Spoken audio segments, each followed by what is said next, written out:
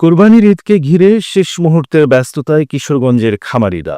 দিন যত ঘনিয়ে আসছে ব্যস্ততাও বাড়ছে তাদের। সকাল থেকে সন্ধ্যা পর্যন্ত চলছে গরুর পরিচর্যা। দেশীয় পদ্ধতিতে গরু মোটাতাজাকরণ করা হলেও গোখাদ্যের দাম বাড়ায় এসব পশুর দাম নিয়ে শঙ্কায় তারা। তবুও যত্নের কোনো কমতি রাখছেন না।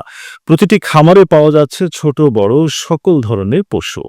কিশোরগঞ্জ প্রতিনিধি হুমায়ুন কবিরের পাঠানো তথ্যচিত্রে বিস্তারিত। আর কয়েকদিন পরই কোরবানির ঈদকে ঘিরে শেষ মুহূর্তের ব্যস্ততা বেড়েছে খামারিদের। যত্নে কোনো কমতি নেই।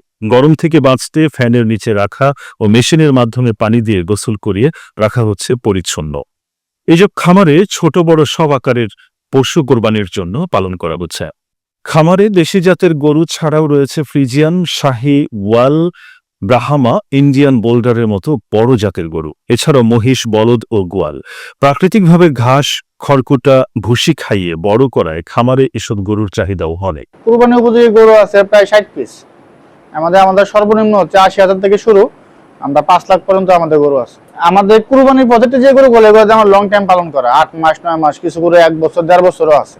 মানে গরু সাইজ এবং আয়ত্তের উপর নির্ভর করতেছে। কিছু যেমন গরু আছে আমার কাছে প্রায় 800 কেজি, যেটা লাগবে 800 কেজি গরুটা আমার পিছনে খরচ হয় পার ডে প্রায় 700 থেকে 800 টাকার মতো।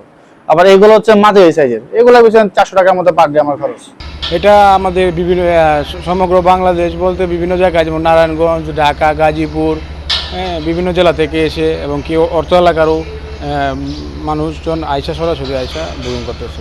সারুর আপনার বসি, খুরা, খৈল ও আপনার সমিল এগুলা মিক্স করে আপনার মিক্সার খাবার খাওয়ানি হয়। তারপর তার পাশাপাশি আপনার ঘাস আছে, ঘাস দেওয়া হয়। তারপর কেয়ার আছে, বন দিয়েই। গরু কোনো মেডিসিন নাই, কোনো কিছু নাই গিয়া কম পড়তা যারা আছে তারা এখান থেকে গরু লয়ে যায়।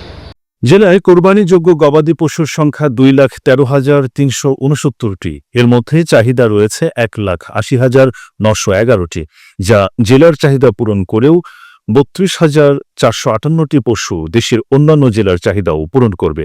নিরাপদ পশু ক্রয়ের ক্ষেত্রে প্রতিটি হাটে মেডিকেল টিম কাজ করবে বলে জানান প্রাণী সম্পদের এই কর্মকর্তা। আমরা আশা করতেছি এবছর প্রায় 1,000 কোটি টাকার মতো লেনদেন হবে এই কুরবানি পশু থেকে কিশোরগঞ্জ জেলায়। আর এখানে আমরা এবার আমাদের আরেকটু গুরুত্বপূর্ণ যে বিষয়টা, মেডিকেল টিম আমাদের এখানে প্রায় 63টি কুরবানির হাট রয়েছে এবং এর জন্য আমরা 40টি মেডিকেল টিম গঠন করেছি। আমরা আশা করতেছি প্রত্যেকটা হাটই আমাদের এই মেডিকেল টিমগুলা কার্যকর থাকবে এবং তারা মানুষকে সুস্থ পশু কেনা এবং বাজারে যাতে কোনো অসুস্থ পশু না পাওয়া যায় সে ব্যাপারে আমরা সার্বক্ষণিক সহযোগিতা করব। বাজারে দেশীয় গরুর ব্যাপক চাহিদা থাকায় ক্ষতিকর হরমোন কিংবা ইনজেকশনের ব্যবহার ছাড়াই দেশীয় পদ্ধতিতে গবাদি পশু লালন পালন করা হয়েছে। ভারতীয় গরুর উপর নির্ভর না করে নিজেদের দেশীয় গরুতেই কুরবানির চাহিদা মেটানো সম্ভব বলে মনে করছেন সংশ্লিষ্টরা।